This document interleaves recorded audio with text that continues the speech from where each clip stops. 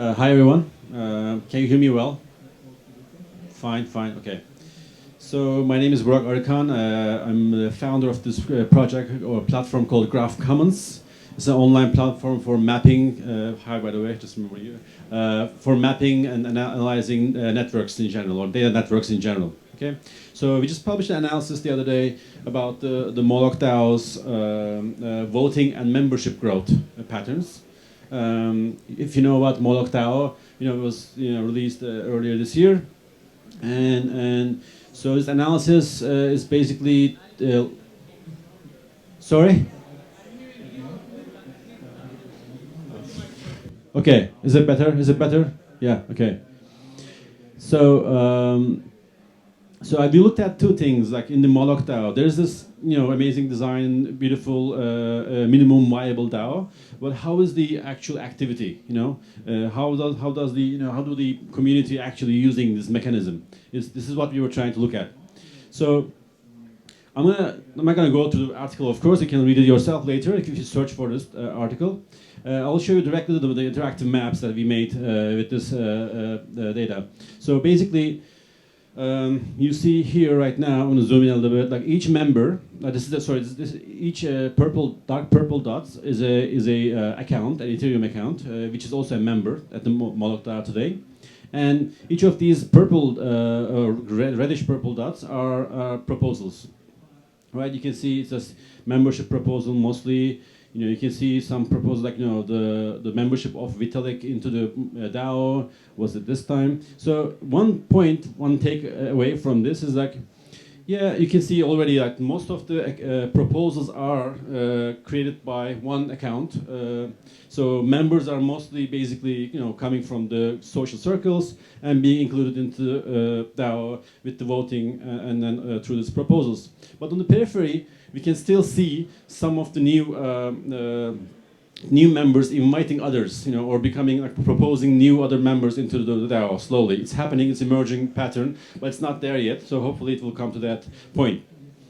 The second thing we realized in this analysis.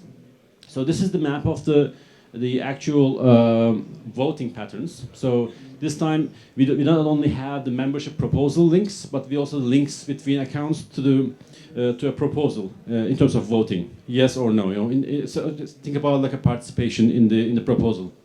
So if I zoom into one of the somewhere here, for instance, I can see membership proposal for consensus number 1, Matt Krorwa, and then all these accounts around them you can see voted, for this proposal.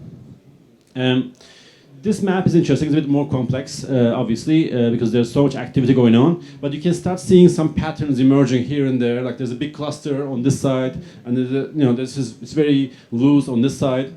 So what do they mean? So what we're gonna do is like a little analysis here, like a clustering analysis. Clustering analysis means based on the density of interactions between nodes, we can calculate automatically, algorithmically, the organic clusters that are emerging from a network like that. So for instance, what you see here is like, obviously Ethereum Foundation is here.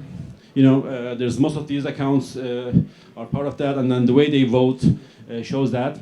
Or Ethereum 2.0 is a cluster here, shows up, and you can see the consensus on top, a little bit light, but still up there, active.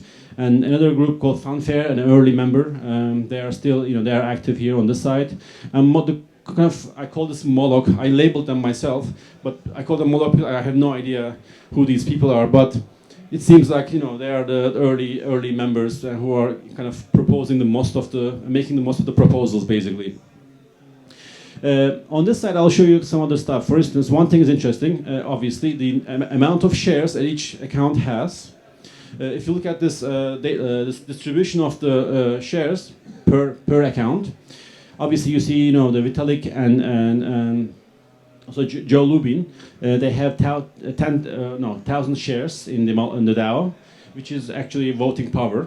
They haven't voted yet, but they have this big power, and they are like 10 times. They have 10 times more power than any other member on the DAO at the moment. So you can see their distribution here. These are all members who have 100 shares. And then there's 150 and so on. And Another way of looking at this kind of data is like, for instance, the turnout distribution.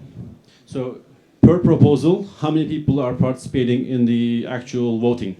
Because in reality, voting is never, 100%. Or voter turnout is never 100%, right? There's always few people participating in the voting process because it is, and there's so much stuff to do in life. So what I found here is like 30% maximum participation in the proposals, and there are like proposals like, for instance, there's something called Young DAO, a new DAO was gonna or probably started out of Moloch DAO, like a fork or redeploy, and there are these proposals asking for money around, I think, $2,500 total in dollars, and then they are voted highly by the community.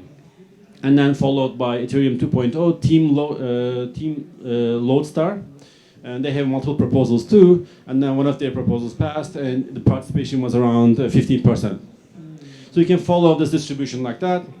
And it shows us that the actual participation rates are not so high. In the voter turnouts are not so high.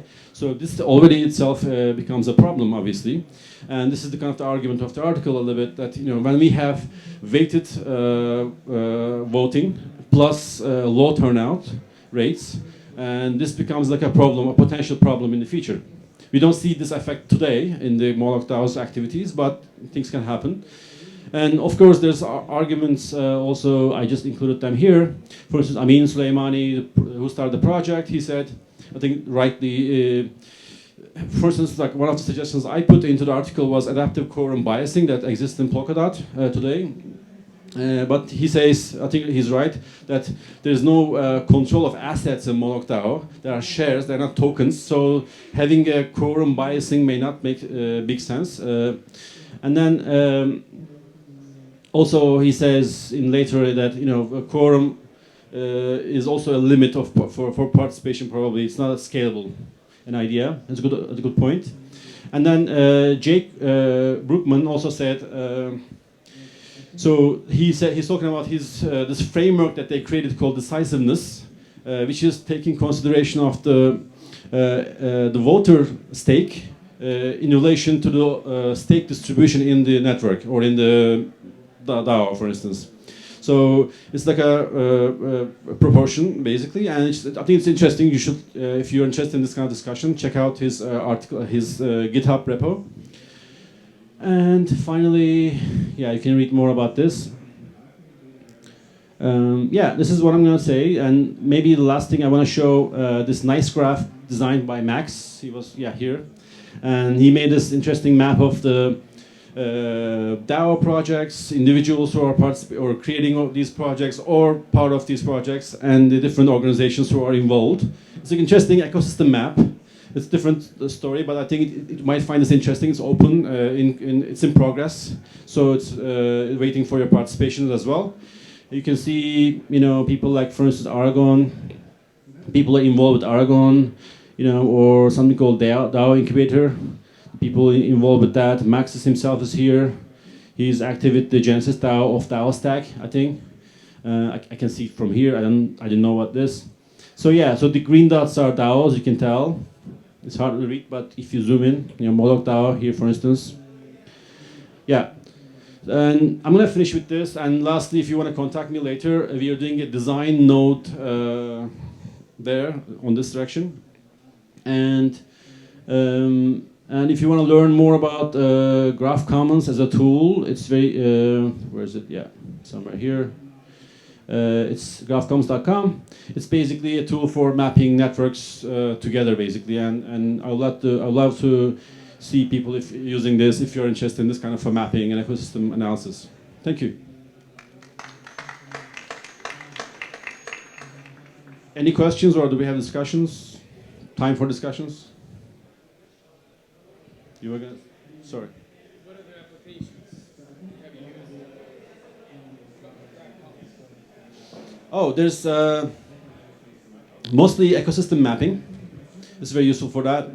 And analysis of complex networks, like blockchains is a good example. In general, it can be many, you can look at transaction analysis, you can look at Obviously, like voting patterns like that, for instance. Right now, there's more than 25,000 people using it.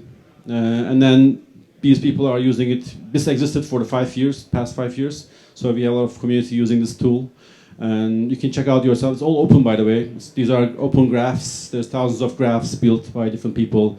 And yeah, hard to see, but yeah. I can show you later if you want to, yeah. Is it secure? It's centralized at the moment. But the goal is to really make it into a decentralized system, yeah. You had a question too, but yeah.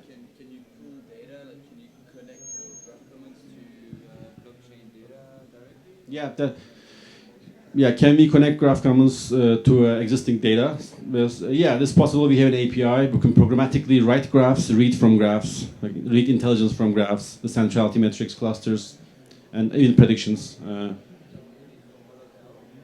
Yeah, for Moloch DAO, the data, I used thegraph.com, .io or something. This is a GraphQL. It's an indexer. Makes an index of the blockchain activity on Ethereum, and indexes it, and then opens it through a GraphQL API, and you can grab data from there. I use that and turn that data programmatically into Graph Commons. It's called dgraph, yeah. Dgraph, yeah. Cool. Okay, thank you, yeah. Thank you, Burak, so much. So